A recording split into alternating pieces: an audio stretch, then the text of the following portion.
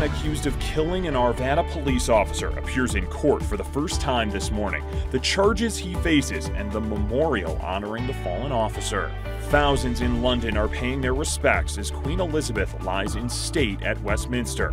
The traditions to come leading to her funeral. The numbers are in, and they're painting a better picture of the teacher shortage here in Colorado, how our state ranks compared to the rest of the country. Cooler weather has arrived here in Colorado, and here comes the rain, when the showers could arrive and how long the cool down will last. Thanks so much for joining us. For Denver 7 News at 11, I'm Jason Grenauer. We have an update on the man accused of killing Officer Vakoff. He is in jail in Jefferson County, and he was just in court. We just learned about whether or not he will be able to bond out of court. Attorney and Denver 7 reporter Jessica Crawford is outside the Jefferson County Justice Complex for us live with what's next in the case against Sonny Almanza. Jessica? That's right, and 31-year-old Sonny Thomas Almanza will not be able to get out on bond. That is something that we just learned after watching that hearing. Furthermore, it could be a little while before we get a bigger picture of what truly happened on that day when Officer Vakoff was killed, because the affidavit is going to be sealed for now. They could possibly unseal it in the future. So at 10 this morning, he appeared before the court, and you can see there this picture. That's Sonny Thomas Almanza. He was arrested in connection to the murder of Officer Vakoff and the attempted murder of another person on charges of first-degree murder of a peace officer and attempt to commit murder in the first degree. That's among several other charges. He was supposed to appear in court yesterday, but he was still in the hospital. The next hearing is set for September 20th, and the DA is expected to file formal charges against Almanza. Attorneys say there are still several important interviews that need to be done in this case. Another investigation is taking place here as well, and that is one that always occurs when a law enforcement officer either uses or attempts to use deadly force. So a critical incident response team is going to be reviewing all the actions that took place there, and they do that to prevent a conflict of interest as far as police departments reviewing their own internal investigations. Live from Golden, I'm Jessica Crawford, Denver 7. Jessica, thank you. That Arvada officer who was killed in the line of duty will be laid to rest on Friday. The city says Dylan Vakoff's memorial service is open to the public. It's scheduled for 10 a.m. at Flatirons Community Church. That's off South Boulder Road in Lafayette. Donations for Vakoff's family are being accepted through the Colorado Fallen Hero Foundation. We have a link to make donations up on Denver7.com. Switching gears now, let's talk about the weather. Here is a live look from our Lookout Mountain cam. You can see the clouds rolling in here along the Front Range, as are those cooler temperatures. Denver 7 meteorologist Stacey Donaldson joins us now. Stacey, we could also see some rain today. Looks like it. Later this afternoon, we'll see some scattered showers developing off to the west and then moving in here through the Front Range. So we have some clouds out there now. Our temperatures are very comfortable in the low 70s here around Denver, 80s for the eastern plains, and mostly 50s up through the higher elevations with some cloud cover there as well. But as we get through the rest of the afternoon, we'll change those clouds into some scattered thunderstorm activity. So we'll have temperatures staying in the 70s for the most part, with an afternoon high around 80 degrees, and we'll have those scattered thunderstorms into this evening. But as we go through the rest of this afternoon, we'll really start to see those showers push across the Front Range and the eastern plains. And then as we go into tonight, things will clear up a little bit more. But we have more storms on the way in our 7-day forecast. I'll let you know when we'll see those and when we'll warm things back up in a few minutes. All right, Stacey, thank you. Here's a live look inside Westminster Hall in London at this hour. Thousands are paying their respects as Queen Elizabeth lies in state there for several days. Members of the public will be allowed to walk past the coffin until Monday, the day of her funeral.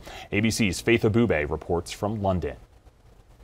With guns firing at Hyde Park and the bells at Big Ben tolling in salute, all black military horses pulled the gun carriage carrying Queen Elizabeth's coffin out of Buckingham Palace for one final time. King Charles, his siblings, sons, and senior members of the royal family close behind for the solemn 38-minute journey to Westminster Hall. Thousands of well-wishers lined along the route to bid farewell to their queen. Flights at Heathrow Airport delayed so they wouldn't disturb the somber procession. Inside Westminster Hall, a short service. The Queen's coffin draped in the royal standard and topped with the imperial state crown, orb, and scepter. Let not your heart be troubled.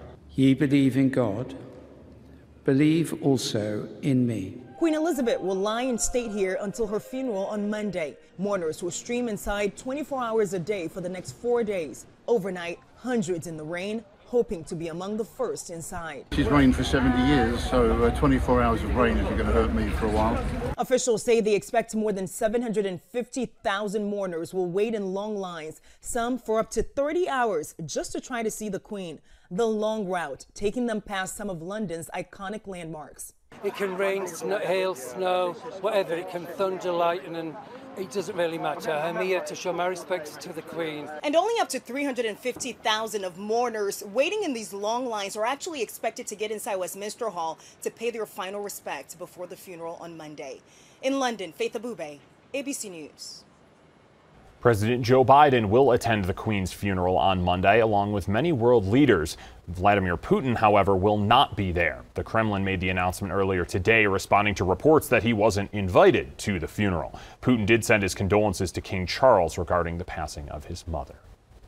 Here at home, 9 months since the Marshall Fire, and many neighborhoods are just starting to rebuild. Now a federal effort to help victims of wildfires is moving forward in Congress. Denver 7's Veronica Acosta has more on a Boulder representative's push for this legislation.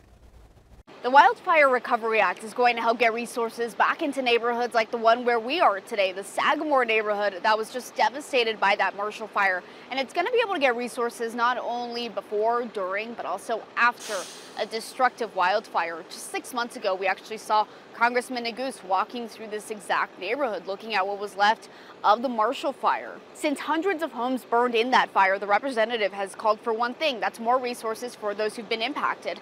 And now that the House has officially passed this act, more help is going to be available by simply just getting more resources here. Those are going to come by allowing more flexibility for fire management assistance grants that are authorized by FEMA. They're important because they reimburse the costs of fighting fires and recovering from them too. That includes paying for things like field camp expenses, equipment, mobilization, and other materials. Getting the Wildfire Recovery Act through the House of Representatives, that was a bipartisan effort. And of course, it's not only going to be helping people here in Colorado, where unfortunately we continue seeing more and more wildfires, but it's also going to help others all across the country.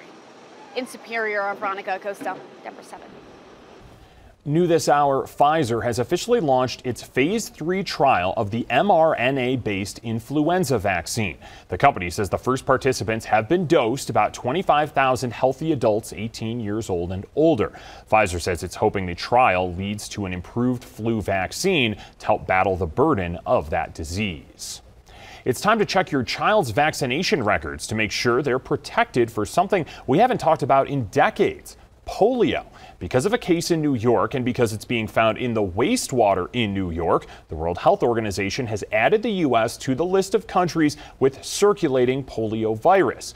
We wanted to know if wastewater in Colorado is being tested for polio. State officials said our wastewater surveillance is focused on COVID-19. However, the state says it's evaluating wastewater tests for other pathogens of public health significance, including possibly polio.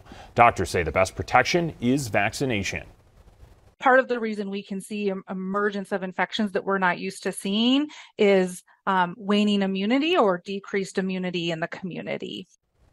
The CDC says as the polio virus circulates and genetic changes occur, the virus can regain its ability to infect the central nervous system and cause paralysis. That makes vaccination even more important. Well, new numbers this morning are giving us a better picture of the teacher shortage affecting Colorado and the entire country. It may not be as dire as you thought. In a survey of 900 school superintendents, 78% said the vacancy rate on their teaching staff was between 0 and 5%. 14% reported a teacher vacancy rate of that 6 to 10% range. 4.7% said the rate was 11 to 15%, and only 1.4% said it was between 16 and 20. Now, almost 85% of schools said the biggest problem driving the teacher shortage is not enough applicants. CU Denver has decided to spend $7 million in federal grant money specifically to bring more teachers to rural communities. The school is partnering with community colleges in our state's rural towns to offer prospective teachers teachers things like paid internships, stipends, and other supports while they earn their degrees. Now, rural Colorado has struggled with a teacher shortage for years now, in large part because teacher pay is so much lower compared with urban districts. Well, the Dow is rebounding this morning after a major sell-off on Tuesday. Let's take a live look at the big board. Stocks are up about 0.25% this morning. This after dropping more than 3% in off-hour trading. Yesterday's losses come in the wake of an inflation report showing it's still high and prices have not come down. The Fed meets next week and could raise interest rates yet again. The U.S. is planning on spending $900 million on electric vehicle charging stations. President Biden expected to make that announcement in about 45 minutes at the Detroit Auto Show. The money is part of the new bipartisan infrastructure law and will help build charging locations across 53,000 miles of highway system. The White House says the investment will create more jobs, help with climate change, and position the U.S. to lead the future of electric vehicles. The signs of winter are on the horizon here in Colorado. How the Loveland ski area is getting a head start on the upcoming season. And one of the Metro's most popular parks could be getting a new trail. The new plan in the works and what it could look like when all is said and done.